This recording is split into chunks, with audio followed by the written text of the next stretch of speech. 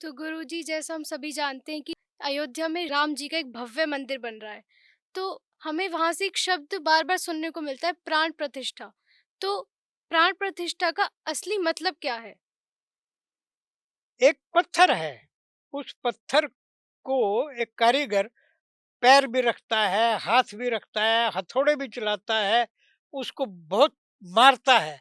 मार-मार करके उस पत्थर में से वो एक मूर्ति निकाल देता है और वो मूर्ति होती है हमारे भगवान की। चाहे वो राम की मूर्ति है, चाहे वो कृष्ण की है, चाहे वो किसी और देवी-देवता की, गणेश जी की, हनुमान जी की, कोई भी है। तो अभी तक वो पत्थर है। अब हमारे वेदों में, हमारे शास्त्रों में, हमारी स्मृति ग्रंथों में, धर्मशास्त्रों में ये विधान है कि इस मूर्ति में प्राण प्रतिष्ठा कर दी जाए। यानी जैसे हमारे शरीर में प्राण है, ऐसे ही उस मूर्ति के अंदर उन मंत्रों के द्वारा प्राणों को फूँका जाता है और वो धीरे करके वो प्राण उसमें प्रतिष्ठित हो जाते हैं। फिर वो साकार, फिर वो जीवित मूर्ति, मतलब जीवित व्यक्ति के समान वो मूर्ति बन जाती है, मतलब हमारे पूजने लायक बन जाती है, जो अभी तक पत्थर था। तो इसलिए प्राण प्रतिष्ठा जब तक नहीं होगी तब तक वो जीवंत नहीं होगी, वो मूर्ति नहीं बनेगी, वो भगवान नहीं बनेगा। और प्राण प्रतिष्ठा होते ही वो भगवान बन जाता है। और प्राण प्रतिष्ठा करने का भी एक शुभ मुहूर्त, शुभ घड़ी और ये सारा ग्रह नक्षत्र वगैरह देख करके ज्योतिष के माध्यम से, तब ही तामसी देवता की प्रतिष्ठा कब होनी चाहिए, सात्विक देवता की कब होनी चाहिए, और रजोगुणी जो मूर्ति है उसकी प्राण प्रतिष्ठा कब होनी चाहिए, सबका अलग अलग विधान है। प्राण प्रतिष्ठा के बिना वो मूर्ति नहीं है, मतलब उसमें वो भगवान नहीं है। अच्छा गुरुजी, तो श्री राम जी को मर्यादा पुरुषोत्तम की उपाधि मिली। तो उसके बारे में आपकी क्या राय है? कभी भी उन्होंने मर्यादा से हट करके कोई काम नहीं किया, सब मर्यादा में किया। उनको वनवास जाने का हो गया आदेश, तो विद्रोह नहीं किया कि नहीं, मैं तो नहीं जाऊंगा, मेरा तो राज्याभिषेक होना है। कैकई ने कुछ ऐसा कर दिया, तीन वचन लेकर के इनको बनवा जा, कैकई को कुछ नहीं कहा। भरत वहां नहीं है तब भी मैं जा रहा हूँ, आकर के भरत राज्य संभालेगा, कोई बात नहीं। रास्ते में चल पड़े, सीता जी को यद्यपि उन्होंने कहा कि तुम रहने दो, कहाँ जाओगे जंगल में, बोले नहीं, जहाँ आप जाएंगे मैं भी जाऊंगा। तो ठीक है, अच्छा चलो। 14 वर्ष तक पूरी मर्यादा में रहे, पति पत्नी के संबंध से भी नहीं रहे, जबकि पत्नी साथ है।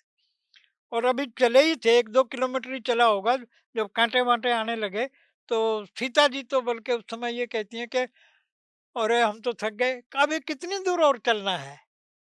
तो भगवान राम ने सोचा, यार देखो, मैंने इनको कहा था वीर मत चलो तुम, अभी तो 10 कदम भी नहीं चले, 14 वर्ष तक चलना है। और सीता अभी से कह रही है अभी कितना और चलना है। तो उनको संभालते हैं कि नहीं भाई चलो तो सही, अभी थोड़ा और चलेंगे फिर विश्राम करेंगे। लक्ष्मण कहीं क्रोध इत्यादि कर लेते हैं, उनको समझाते हैं नहीं, हमारी मर्यादा में किसी प्रकार से कोई, मतलब खेवट वगैरह जो है कि नदी पार करने में कोई दिक्कत डाल रहा है तो उसको भी हाथ जोड़ रहे हैं, भाई करवा दे यार हमें पार, कोई बात नहीं। मतलब ये नहीं है कि मैं राजा हूँ, मैं राम हूँ, मैं ये हूँ, तो केवट को भी ये कह दें कि तू कैसे नहीं उतरवाएगा। मतलब कहीं पर भी शबरी के झूठे बेल बेर खाने में भी कहीं उन्होंने राजत्व और मैं राम और मैं भगवान, हर जगह, मतलब किसी को अगर डांटना भी है तो प्यार से, और किसी को जो काम करना है वो सारा पूरा मर्यादा में रहते हुए उन्होंने सारे काम किए। इसीलिए उनको पुरुष से पुरुषोत्तम इसीलिए कहा गया क्योंकि वो मर्यादा में रहे। तो भगवान थे वो अलग चीज है, लेकिन भगवान के अलावा वो एक राजा और पुरुषोत्तम थे। और वो मर्यादा के कारण से विशेष रूप से अपने नगर में कभी भी किसी को अशांत या परेशान या दुखी या नहीं होने देखना चाहते थे। वो कहते हैं मुझे गलत बात के ऊपर अगर अपनी पत्नी का भी परित्याग करना पड़ जाए ना, तो मैं हिचकिचाऊंगा नहीं, मर्यादा में रह करके मुझे वो भी काम करना पड़ेगा। प्रजानुरंजन के लिए मैं सब कुछ कर सकता हूँ, चाहे मुझे अपनी पत्नी तक को छोड़ना पड़ जाए। तो वो इतने वचनबद्ध हैं, तो इसलिए वो मर्यादा से बाहर हट कर के कभी कोई काम नहीं किया उन्होंने। अच्छा गुरुजी, जैसे नकारात्मकता से बचने के लिए जो भी बुजुर्ग हैं या जो भी हमारे बड़े हैं, वो पूजा पाठ करते हैं, सुंदरकांड का पाठ करते हैं। तो इसका विद्यार्थी के जीवन में क्या महत्व हो सकता है? सुंदरकांड में मुख्य रूप से हनुमान जी का वर्णन है, और हनुमान जी भगवान राम के भक्त हैं और चिरंजीवी हैं। 7 चिरंजीवी देखो हमारे इस संसार में आज भी जीवित हैं। अश्वत्थामा, बलिर्व्यासो, हनुमांश्च विभीषणः, कृपा परशुरामश्च सप्तैते चिरजीविनः। ये सातों चिरंजीवी हैं, कभी भी इनके दर्शन हो सकते हैं। ऐसे ही ऋषियों में मार्कंडेय ऋषि, वो भी चिरंजीवी हैं।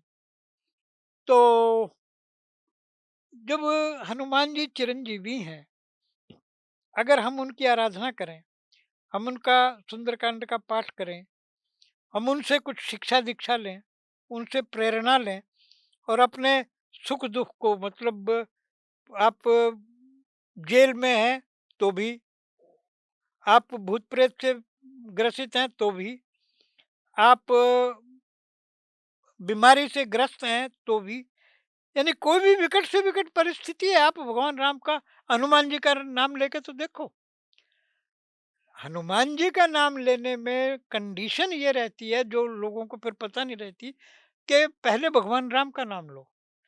जहाँ जहाँ भगवान का नाम होगा, वहाँ वहाँ हनुमान 100% होंगे। तो भगवान राम का थोड़ा कीर्तन करो, और फिर हनुमान जी को बुलाओ, उनको आसन दो, फूल और लड्डू का भोग उनको लगाओ, और दीपक देसी घी का जला करके उनसे प्रार्थना करो। तो हर प्रकार की समस्याओं को केवल हनुमान जी ही सुन लेंगे। हमें अश्वत्थामा और बलि और व्यास और ये इन पे किसी पे जाने की जरूरत ही नहीं पड़ेगी। तो ये सबसे ताकतवर और सबसे ज़्यादा जल्दी सुनने वाले भगवान हैं हमारे।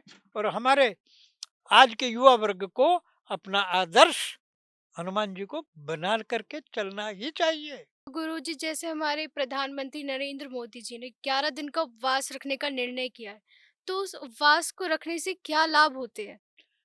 बेटे सीधा सा उत्तर है इसका। हमारे शास्त्र कहते हैं, देवमयो भूतवा देवम यजेत। पहले खुद तो देवता बनो, तभी तो देवता की पूजा करोगे। मान लो आप तो खुद देवता है नहीं, ऊट पटांग तो आप खा रहे हैं, ऊट पटांग आप पहन रहे हैं, ऊट पटांग आप कर्म कर रहे हैं, जो अच्छे माड़े कर्म, बुरे कर्म है वो सारे वो कर रहे हैं, और आप कहते हैं कि मैं प्राण प्रतिष्ठा कर दूं। अरे तुम तो अधिकारी ही नहीं बने भाई अभी प्राण प्रतिष्ठा के। तो इसलिए मोदी जी, आदरणीय मोदी जी, परम पूजनीय मोदी जी, 11-11 दिन का उपवास, यानी नवरात्रों में वो उपवास करते हैं, सारी दुनिया जानती है। लेकिन प्राण प्रतिष्ठा में वाक़ई इतने दिन तप करना चाहिए, ज़मीन पर सोना चाहिए।